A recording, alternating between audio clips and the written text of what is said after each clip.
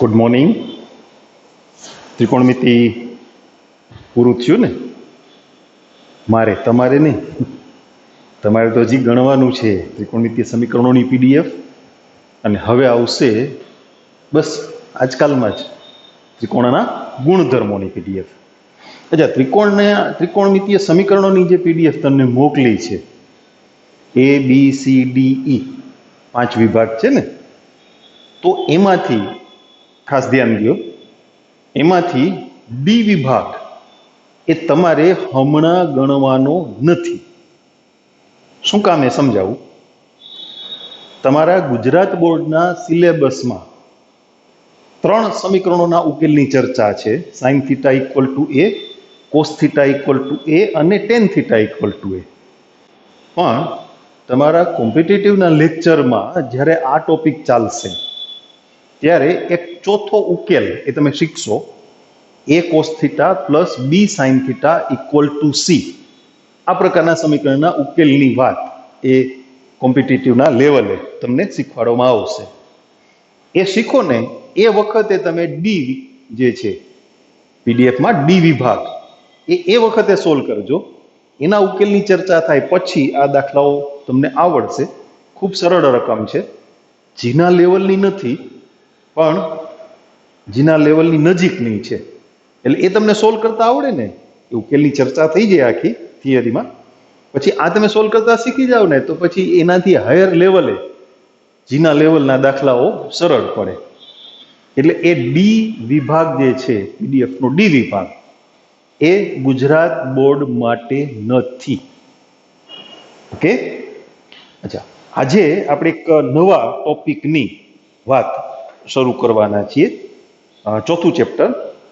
તમે અઘરું ભણીને થાકી ગયા છો એટલે વચ્ચે એક સરળ વાત લઈ લઈએ. ગાણિતિક અનુમાનનો સિદ્ધાંત, પ્રકરણ 4, એની આપણે આજે ચર્ચા કરશું. ચોથું ચેપ્ટર, ગાણિતિક અથવા ગાણિતીય પણ લખે છે ઘણા, અનુમાનનો સિદ્ધાંત.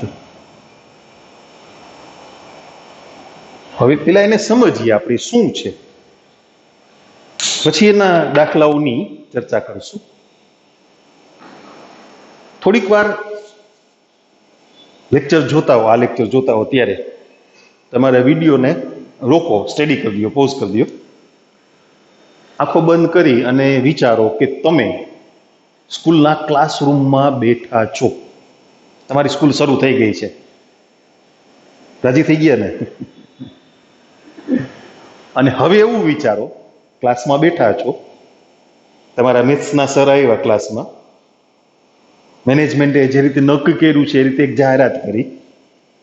છોકરાઓ એટલે ઓલ ધી સ્ટુડન્ટો, દીકરીઓ દુઃખ ના લગાડે. હું તમને ક્લાસમાં છોકરાઓ કહું એટલે બધા માટે કહું છું, બધા દીકરા દીકરીઓ બધા માટે, છોકરા છોકરીઓ બધા માટે. સ્ટુડન્ટ્સ, આપણે આવતા વીકમાં શનિ રવિ રજાનો મેળ છે તો એક ટૂરનું આયોજન કરીએ છીએ, 2 દિવસની ટૂર. હું તમને કાગળ આપું છું, કોરો કાગળ. તમારે તમારું નામ લખવાનું અને તમે આવવા માંગો છો કે નહીં. શ્યોર ના હો તો એ પ્રમાણે લખજો, નક્કી નથી, ઘરે પૂછવાનું હોય, પરમિશન લેવાની હોય. અને શ્યોર હોય તો આ લખજો, એટલે અમને અંદાજ આવે કે કેટલા વિદ્યાર્થીઓને આપણે ટૂરમાં લઈ જવાના છે, એ પ્રમાણે વ્યવસ્થા ગોઠવાય એમ. તમે તમારું નામ અને હા કે ના અથવા નિશ્ચિત નથી જે કાંઈ હોય એ સામે લખી અને એ કાગળ એ તમારા બાજુના વિદ્યાર્થીને પાસ કરી દેજો. એટલે વચ્ચે આપણે એના માટે સમય નથી બગાડતા, આપણા લેક્ચરનું કામ ચાલુ કરીએ. લેક્ચર પૂરો થયો, આ બાજુથી કાગળ આપ્યો હોય, ફરતા લાવો ભાઈ પેલો કાગળ, નામ અને સામે તમારી હા કે નાનો જવાબ. પણ આ પ્રક્રિયા પૂરી થવા માટે 2 વસ્તુ જરૂરી છે. એક તો હું વાત કરી દઉં તમને અને પછી અહીંયા ભણવાનું કામ ચાલુ કરી દઈએ, કાગળ આપવાનું ભૂલી જવાય, અને પછી લેક્ચર પૂરો થાય ત્યારે આ બાજુથી માંગુ પેલો કાગળ, કયો કાગળ? તમે અમને કોઈ કાગળ આપ્યો જ નથી, વાત કરી હતી પણ ભૂલી ગયા. અથવા એવું બને કે મેં યાદ કરીને કાગળ આપી દીધો છે, આ બાજુથી નામ લખીને સામે હા ના લખતા લખતા એ કાગળ છેલ્લે પહોંચી ગયો, પછી ત્યાં કોક હોય ને નંગ એકાદું એવું, એ કે આ કાગળ આપણે કોઈને આપવો જ નથી, રાખી મૂકવો છે, એ રાખી દઈએ, એના દફતરમાં મૂકી દઈએ ને બેગમાં. બને શું છેલ્લે પેલો કાગળ આપો, અમારી પાસે નથી આવ્યો.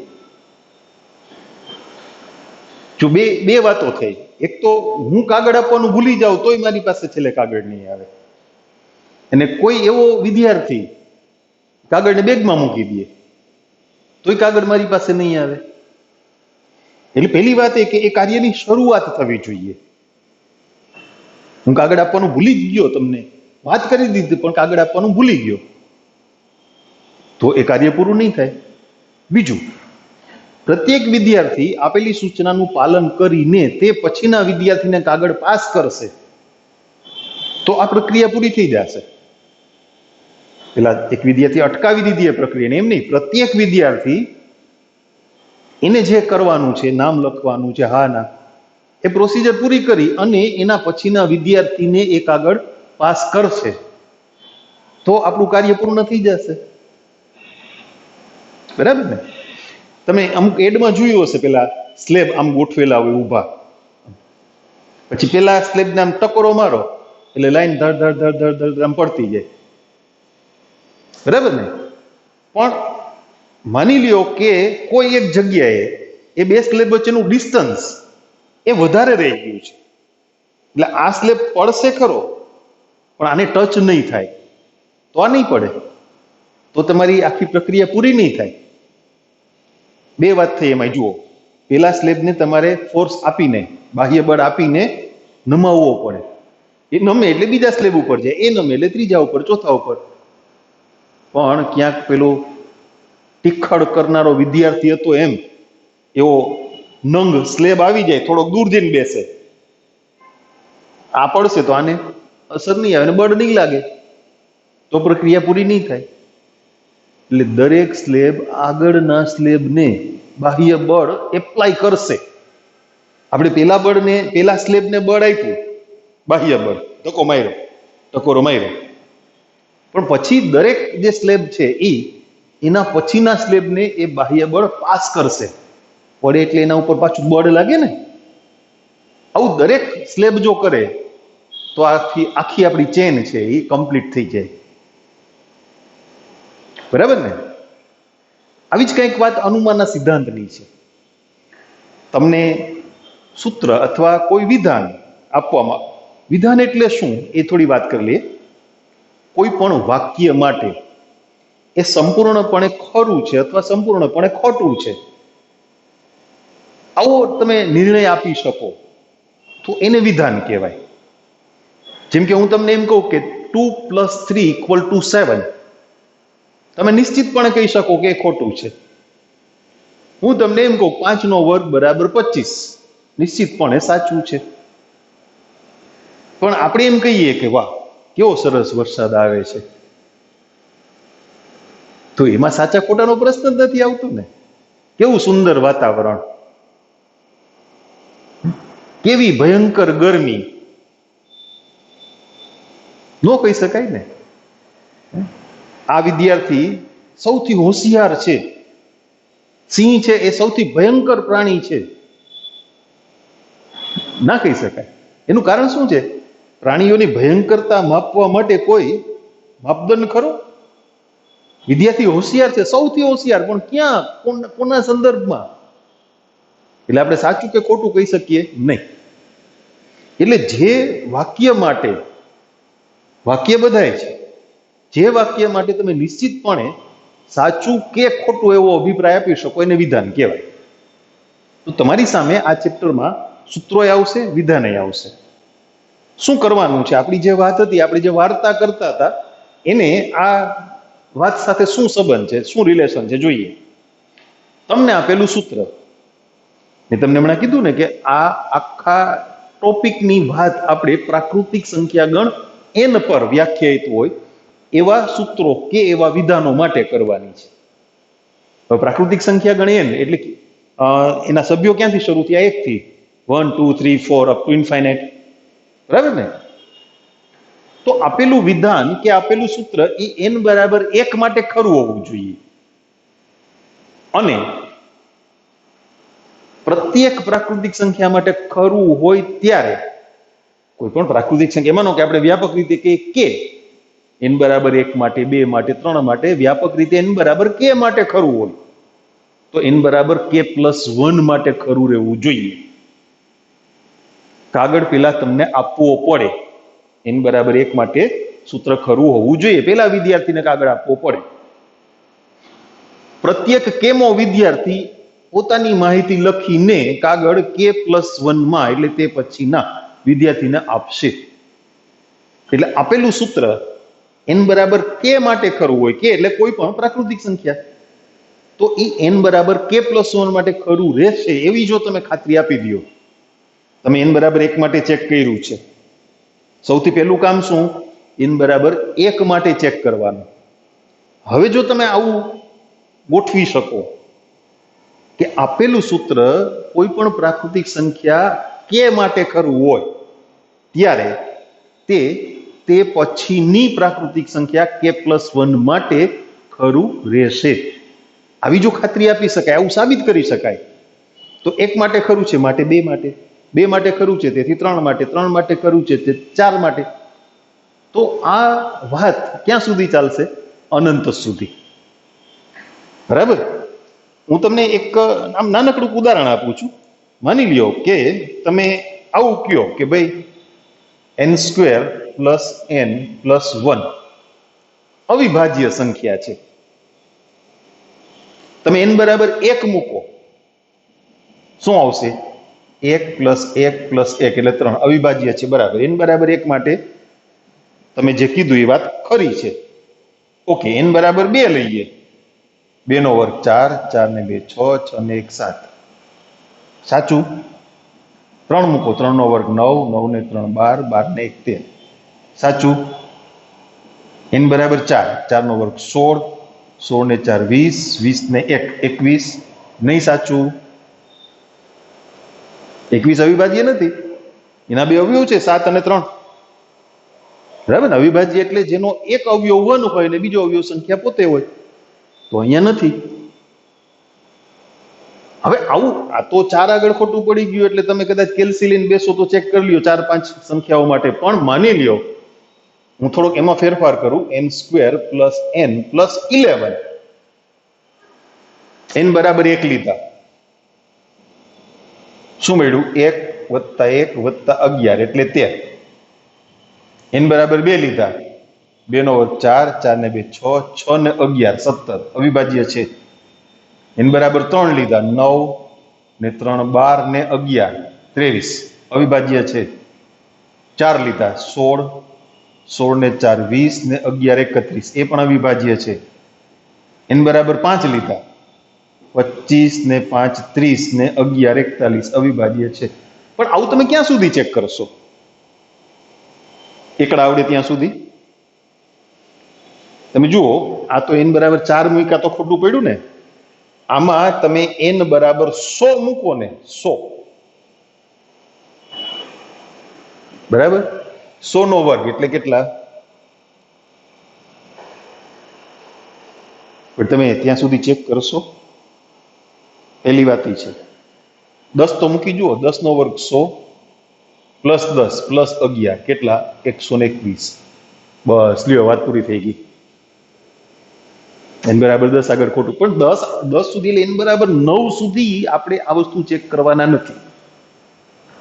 તો એ વાત આપણે જે બીજી શરત મૂકીને કે n બરાબર k માટે સૂત્ર ખરું હોય અથવા વિધાન ખરું હોય ત્યારે n બરાબર k+1 માટે એ ખરું રહેશે એવી ખાતરી આપી શકાય, એવું સાબિત કરી શકાય, તો આપેલું વિધાન કે આપેલું સૂત્ર પ્રત્યેક પ્રાકૃતિક સંખ્યા માટે ખરું છે એમ કહેવાય. આ 9 માટે ખરું છે, 10 ખોટું છે. 9 મૂકીને ચેક કરીએ. 9 નો વર્ગ 81, 81 ને 9 90, 90 વત્તા 11 એટલે 101. 101 અવિભાજ્ય છે. તો તમે જ્યારે આપેલું સૂત્ર n બરાબર k માટે ખરું છે એમ સ્વીકારીને એ n બરાબર k+1 માટે ખરું છે એવું સાબિત કરવાનો પ્રયત્ન કરો, ત્યારે જો આવી ગડબડ થતી હોય ને આવી, તો એ સાબિત ન થાય, એ સાબિત ન કરી શકાય. પણ જો સાબિત થઈ શકે, આવું સાબિત કરી શકાય, આપેલું સૂત્ર કે આપેલું વિધાન n બરાબર k માટે ખરું છે એમ સ્વીકારીને પ્રત્યેક કેમો વિદ્યાર્થી આપણી સૂચનાનું પાલન કરશે એમ સ્વીકારીને એ પછીના વિદ્યાર્થીને, એ પછીનો વિદ્યાર્થી પાલન કરશે એવું તમે સાબિત કરી દો. પ્રત્યેક વિદ્યાર્થી કેમો, કોઈ પણ કેમો એટલે કોઈ પણ વિદ્યાર્થી, આખા ક્લાસમાં માની લો કે 40 વિદ્યાર્થીઓ બેઠા છે, તો 40 માંથી કોઈ પણ વિદ્યાર્થી આપેલું સૂચનાનું પાલન કરશે, ત્યારે તે પછીનો વિદ્યાર્થી પણ એ સૂચનાનું પાલન કરશે એવી જો તમે ખાતરી આપી દો, તો બધાના નામ અને સામે હા કે ના લખાય અને આપણને કાગળ પાછો મળી જાય. બરાબર? તો અનુમાનના સિદ્ધાંત માટે 2 શરતો છે. સિદ્ધાંતમાં 2 પોઈન્ટ છે, આપણે એની નોંધ કરીએ, પછી એને દાખલામાં કઈ રીતે ઉપયોગમાં લેશું, કઈ રીતે એપ્લાય કરશું એ સમજીએ. ખૂબ સરળ ટોપિક છે છોકરાઓ, એકદમ સહેલો. પેલા એ સિદ્ધાંત લખી લઈએ આપણે. પ્રાકૃતિક સંખ્યા ગણ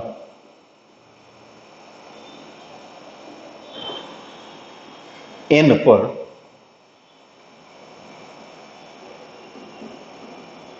વ્યાખ્યાયિત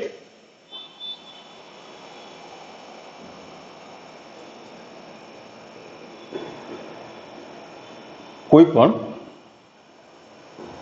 વિધાન કે સૂત્ર, આપણે એને સંકેત આપીએ pn. પેલા વિધેયમાં f of x કહેતા હતા ને, એમ અહીંયા સંકેત આપીએ છીએ pn. નંબર 1 p of 1 સત્ય હોય. હું તમને સંકેતમાં આપું છું ને એનું અર્થઘટન આપીશ. એટલે કે n બરાબર 1 માટે આપેલું વિધાન કે સૂત્ર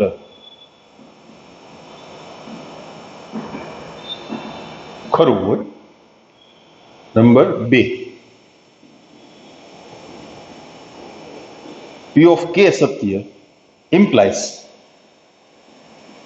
p of k+1 સત્ય.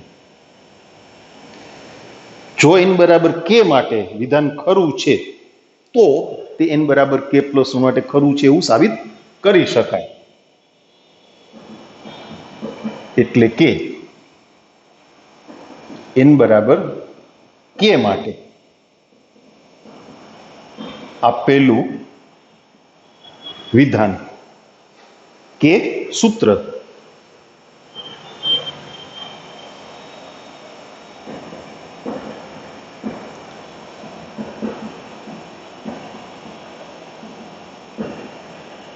ખરું છે. આ દાખલામાં ઉપયોગી થાય રીતે શબ્દો લખું છું, તેમ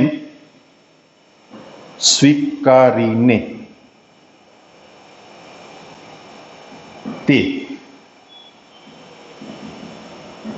n બરાબર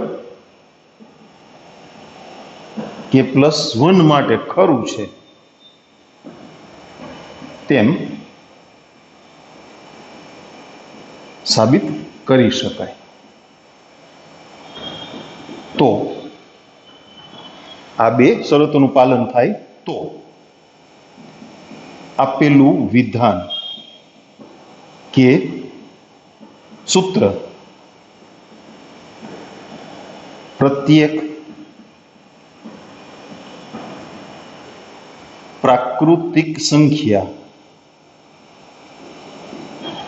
n માટે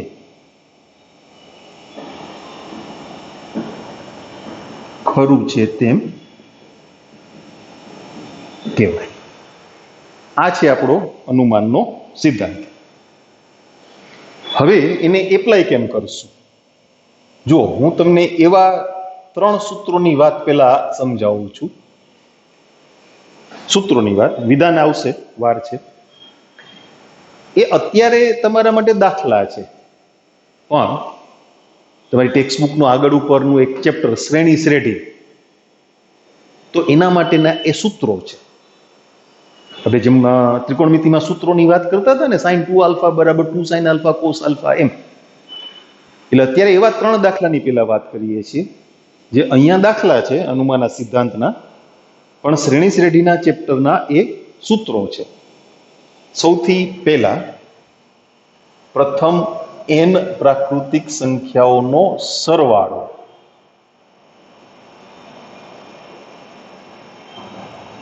n/2 into n+1.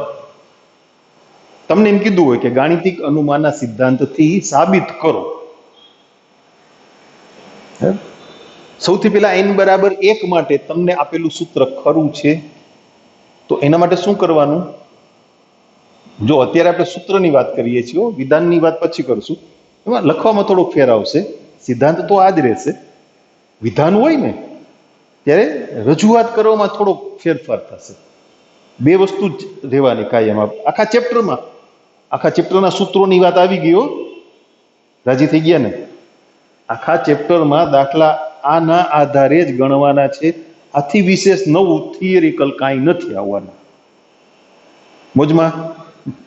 હા, n બરાબર 1 માટે પહેલા ડાબી બાજુ તમે જુઓ, જે પ્રથમ n પ્રાકૃતિક સંખ્યાઓનો સરવાળો, એમાં તમે પાછું બોલો તો, પ્રથમ n પ્રાકૃતિક સંખ્યાઓનો સરવાળો હું બોલ્યો, એમાં એની જગ્યાએ 1 લખી, 1 મૂકીને બોલો તો, પ્રથમ 1 પ્રાકૃતિક સંખ્યાનો સરવાળો.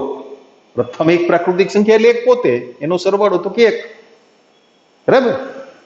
ઓકે. જમણી બાજુ n બરાબર 1 મૂકો, 1/2 into 1+1. ના આવડે તો કેલ્સીમાં ચેક કરી લેજો.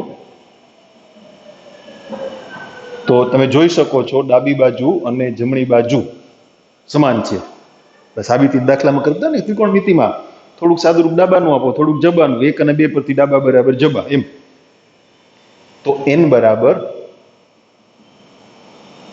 1 માટે સૂત્ર ખરું છે. પેલું પૂરું થઈ ગયું. કાઉન્સની વાત વિચારો. મેં તમને કીધું ને, હું તમને દાખલામાં શું કરવાનું છે વિગતે લખી દઉં છું.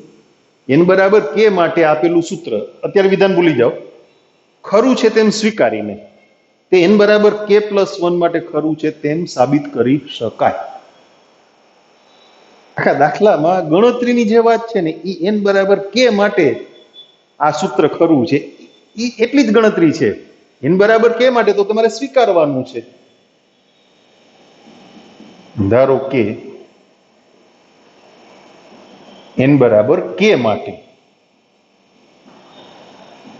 સૂત્ર ખરું છે, એટલે તમારે કાંઈ જ નથી કરવાનું. આખું સૂત્ર n ની જગ્યાએ k, જ્યાં જ્યાં n આવતો હોય ને ત્યાં k મૂકી અને લખી નાખવાનું છે. એટલે 1 + 2 + 3 + k equal to k/2 into k+1, k belongs to n. ઉપરથી જ કોપી મારી દેવાની છે. સ્મોલ n ના બદલે શું લખી દેવાનું? k. હવે ગણતરીની વાત શરૂ થાય છે. હવે ધ્યાન આપો, સહેલું છે, એમાં કાંઈ નથી. વળી પાછું 1 માટે જેમ ડાબા બરાબર જબા કર્યું ને, એમ n બરાબર k+1 માટે આપણે જબા બરાબર ડાબા કરશું. પેલા n બરાબર k+1 માટે જમણી બાજુ હેલું પેલા ગણ લઈએ છીએ ને, એની જગ્યાએ k+1 મૂકી દો, k+1/2, k+1+1 એટલે k+2. હવે ડાબી બાજુ n ના બદલે k+1 મૂકી દો. મૂકી દીધા? યસ. હવે જરા ધ્યાન આપજો. એટલે આ ગણતરીનો પાઠ છે, ધ્યાન આપજો. એટલે અઘરું છે એવું ના માનતા, એકદમ ઈઝી છે. છેલ્લી સંખ્યા કઈ? K+1. પ્રાકૃતિક સંખ્યાઓ છો ક્રમમાં, તો એની પહેલા કોણ હશે તમને ખબર છે? છેલ્લી સંખ્યા K+1. પ્રાકૃતિક સંખ્યાઓ ક્રમમાં લખી હોય, છેલ્લી સંખ્યા 15 હોય તો એની પહેલા કોણ હોય? 14. ક્રમમાં સંખ્યાઓ લખી હોય, છેલ્લી સંખ્યા 21 હોય તો એની પહેલા કોણ હોય? 20. તો K+1 ની પહેલા કોણ હોય? K.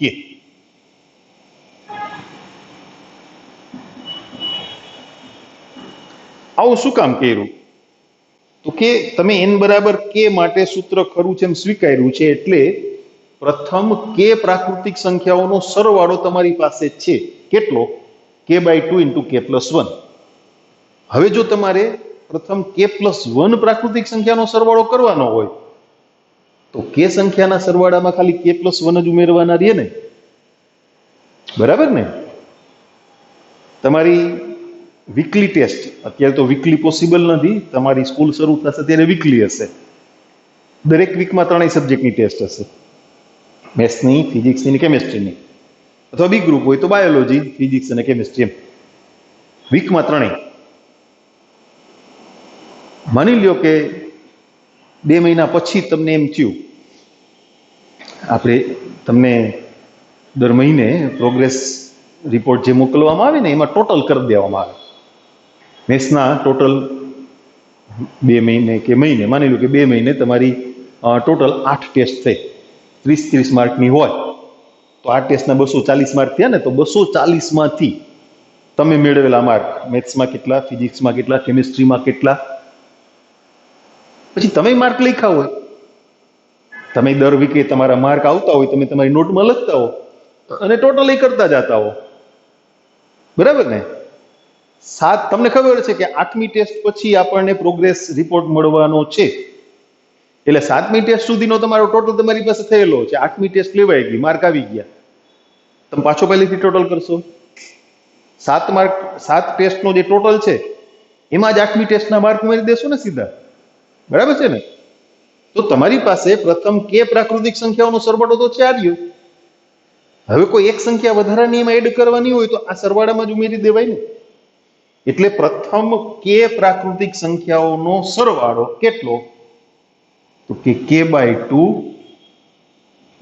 × k+1, અને એમાં આ એક સંખ્યા ઉમેરવાની છે. આનું સાદુરૂપ આટલું થઈ જાય એટલે ડાબા બરાબર જબા થઈ જાય ને. જબા એટલે પેલા લખી રાખ્યું છે, તમારે આ સાદુરૂપ આટલું લઈ આવવાનું છે.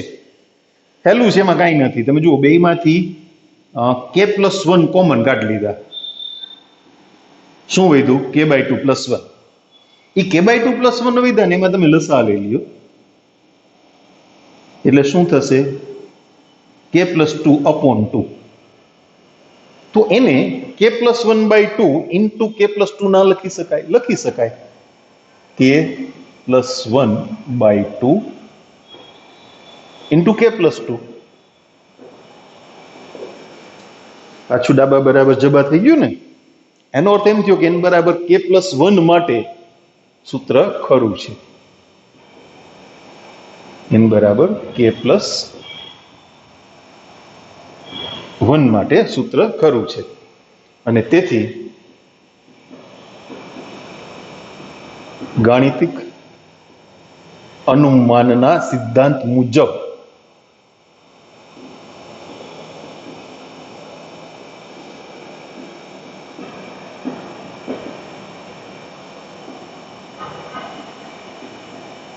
પ્રત્યેક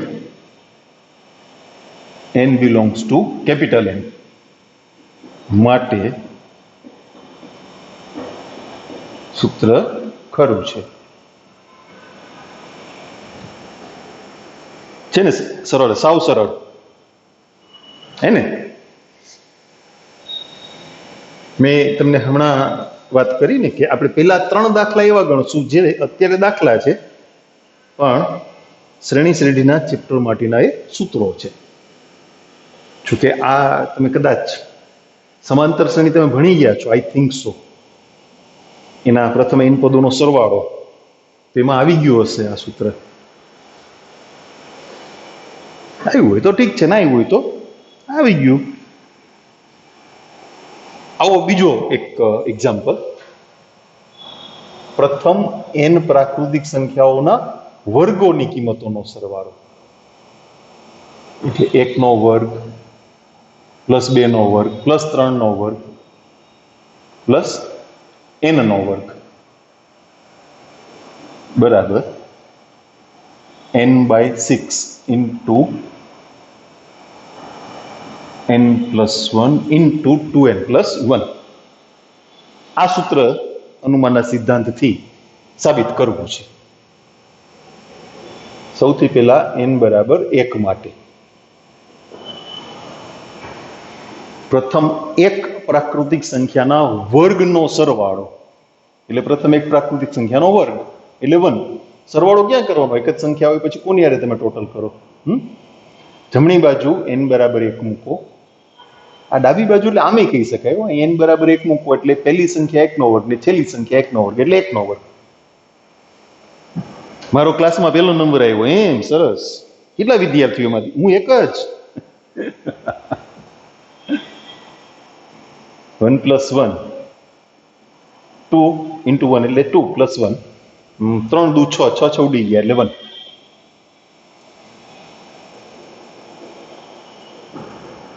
તો ડાબા બરાબર જબા n બરાબર 1 માટે સૂત્ર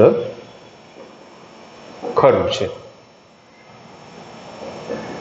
હવે n બરાબર k માટે આ સૂત્ર ખરું છે એમ ધારી લઈએ. આખું સૂત્ર n ની જગ્યાએ k મૂકીને લખવાનું છે. 1 નો વર્ગ પ્લસ 2 નો વર્ગ પ્લસ 3 નો વર્ગ પ્લસ k નો વર્ગ બરાબર k/6 into k+1 into 2k+1. એટલે k બિલોંગ્સ ટુ n. હવે n બરાબર k+1 માટે જમણી બાજુ પહેલા લખી લઈએ. એના બદલે k+1 મૂકતા જાઓ. k+1 છેદમાં 6 k+1 + 1 એટલે k+2. અહીંયા ભૂલ ના થાય જોજો, એની જગ્યાએ k+1 મૂકશો ને આગળ ગુણાકારમાં 2 છે. હું લખું હાલો એટલે તમે ભૂલ ના કરો. કમ્પ્લીટ લખું, એક સ્ટેપ વધશે એમાં કાંઈ વાંધો નહીં. આ એના બદલે k+1 + 1 ત્યાં 2 ગુણ્યા n ની જગ્યાએ k+1 + 1 એટલે k+1 ના છેદમાં 6 આ થયું k+2. હવે તો સમજાશે ને એ શું થશે? 2k+3. ઓકે, 1 નો વર્ગ પ્લસ 2 નો વર્ગ પ્લસ 3 નો વર્ગ, છેલ્લું પદ કયું થશે? k+1 નો સ્ક્વેર. પણ આધાર તરીકે તો પ્રાકૃતિક સંખ્યાઓ ક્રમમાં છે ને, તો છેલ્લું પદ k+1 નો સ્ક્વેર હોય તો એની પહેલાનું પદ એ શું હોય? k².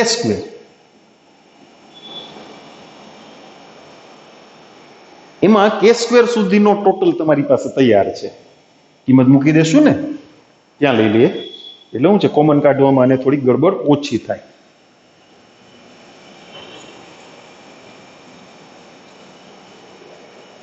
તમે એક્ઝામમાં લખતા હો ત્યારે આ એક ધ્યાન રાખવાનું, સાદુરૂપ આપતા આપતા પેજ ફેરવવું પડે ને એવું નહીં થવા દેવાનું. તો થોડુંક પેજ છેલ્લે બાકી રહેતું ને કોરું મૂકી દેવાનું, નવા પાનેથી શરૂ કરી દો. સાદુરૂપ આપતા આપતા પેજ ફેરવવું પડે ને એટલે ભૂલ થવાની શક્યતા રહે. એ નહીં કરવાનું ક્યારેય.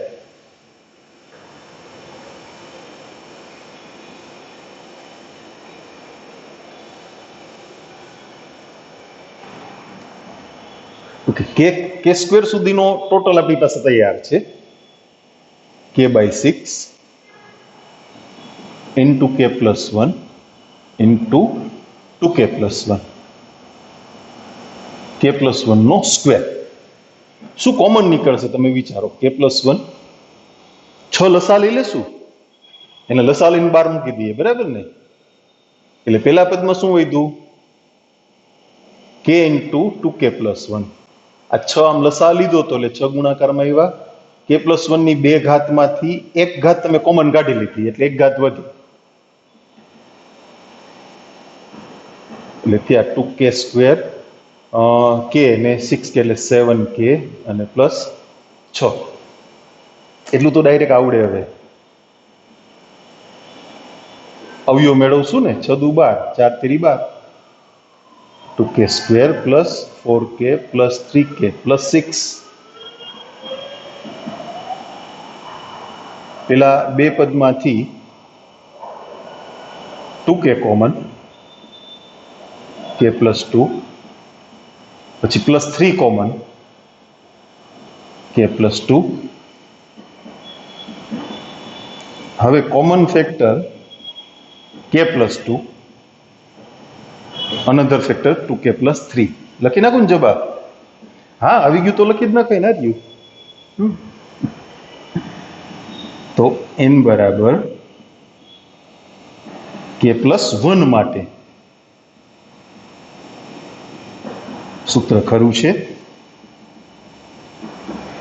અને તેથી ગાણિતિક અનુમાનના સિદ્ધાંત મુજબ પ્રત્યેક n બિલોંગ્સ ટુ n માટે સૂત્ર ખરું છે. અને ત્રીજું સૂત્ર એટલા માટે કહું છું, મેં તમને 2-3 વખત યાદ કરાવ્યું કે શ્રેણી શ્રેઢી માટે સૂત્ર છે, અત્યારે દાખલો છે. એ છે પ્રથમ n પ્રાકૃતિક સંખ્યાઓના ઘનની કિંમતોનો સરવાળો. 1 નો ઘન પ્લસ 2 નો ઘન પ્લસ 3 નો ઘન વગેરે પ્લસ n ઘન બરાબર n²/4 ગુણ્યા n+1 નો સ્ક્વેર. એને આપણે ચેક કરવાનું છે.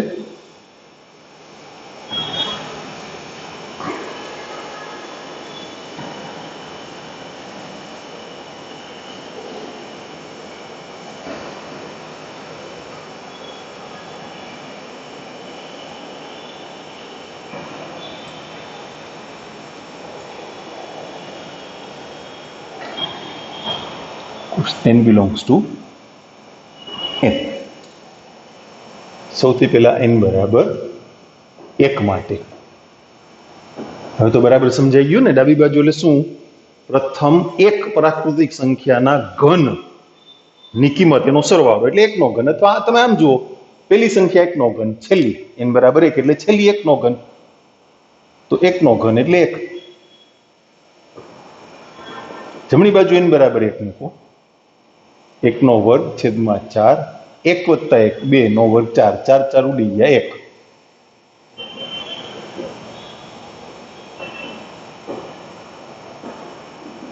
તો n બરાબર 1 માટે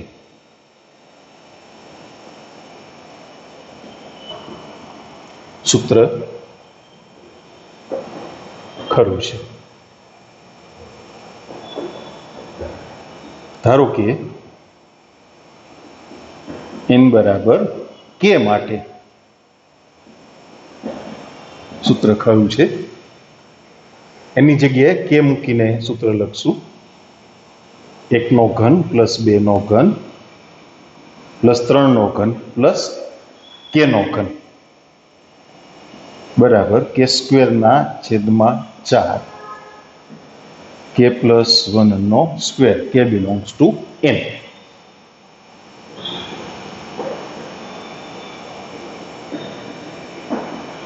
જમણી બાજુ એની જગ્યાએ k પ્લસ 1 મૂકીને લખી રાખીએ આપણે. જોતા જાઓ તમે ઉપર.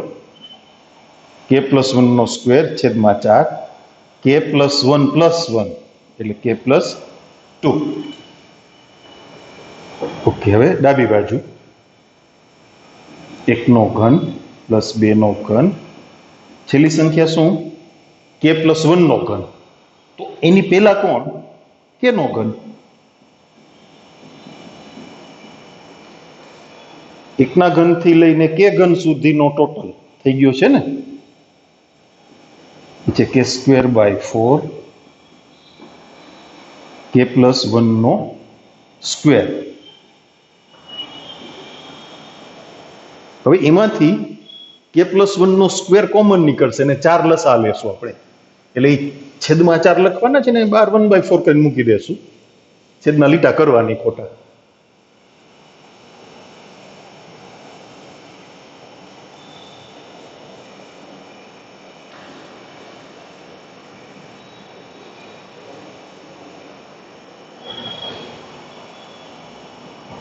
કે પ્લસ 1 નો સ્ક્વેર કોમન અને લસાના 4 એ બાર લખી નાખ્યા, એટલે અહીં શું વધ્યું? કે સ્ક્વેર. 4 લસા લ્યો એટલે આને 4 થી ગુણવા પડે ને, અને 3 ઘાતમાંથી 2 ઘાત કોમન કાઢી લીધી એટલે 1 ઘાત વધી. કે પ્લસ 1 નો સ્ક્વેર છેદમાં 4 કે સ્ક્વેર પ્લસ 4k પ્લસ 4 એ પૂર્ણ વર્ગ પદ છે, નીચે કે પ્લસ 2 નો સ્ક્વેર.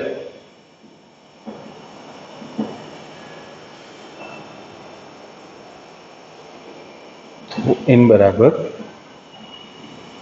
કે પ્લસ 1 માટે સૂત્ર ખરું છે, અને તેથી ગાણિતિક અનુમાનના સિદ્ધાંત મુજબ